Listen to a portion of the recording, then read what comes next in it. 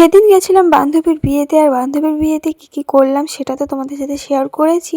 তো চলো এবার তোমাদের সাথে শেয়ার করি বান্ধবীর বিয়েতে কী খাওয়া দাওয়া করেছিলাম। তো গিয়েই কিন্তু চলে যাচ্ছিলাম আমরা প্রথমেই ফুচকা খেতে।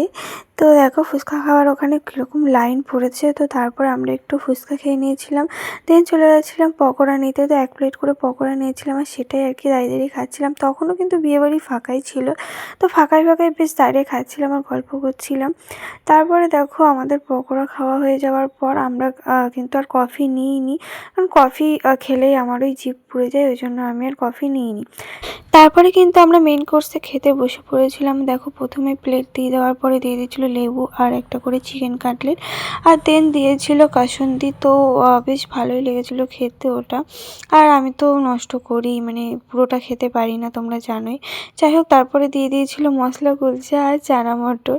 তো ওটা খেয়ে নিলাম। ওটা খেতে খেতে আবার চলে এসেছিলো সাদা ভাত আর মুড়িঘণ্ট আর চিপস। তো ওটা লেবু চিপস বেশ খেতে ভালোই লেগেছিলো। তারপরে দিয়েছিল গন্ধরাজ কাতলা, আর এটা খেতে খেতে কিন্তু চলে এসেছিলো পোলাও, দেন চলে এসেছিলো স্যালাড। আর চিকেন দিয়ে যাওয়ার পরে চিকেনটা আমার পছন্দ হয়নি গাইস। তারপরে শিউলি বললো যে ওই পিসটা আমাকে দিবি আর আমি এই পিসটা তোকে দেবো, বলে আমরা কিন্তু এক্সচেঞ্জ করে নিয়েছিলাম। দেন দেখো চিকেন খাওয়ার পরে চলে এসেছিলো চাটনি আর পাঁপড়। ওই চাটনি আর পাঁপড়টা বেশ খেতে ভালোই লাগে আমার। তো ওটা খাওয়ার পরে চলে এসেছিলো রসমালাই। তো আমি ওটা খাই না, তাও আমাকে দিয়ে ফেলেছিল। তো ওটা ঋতু নিয়ে নিয়েছিল। আর তারপরে ছিল রসগোল্লা, আর শেষে ছিল একটা করে হাজমোলা।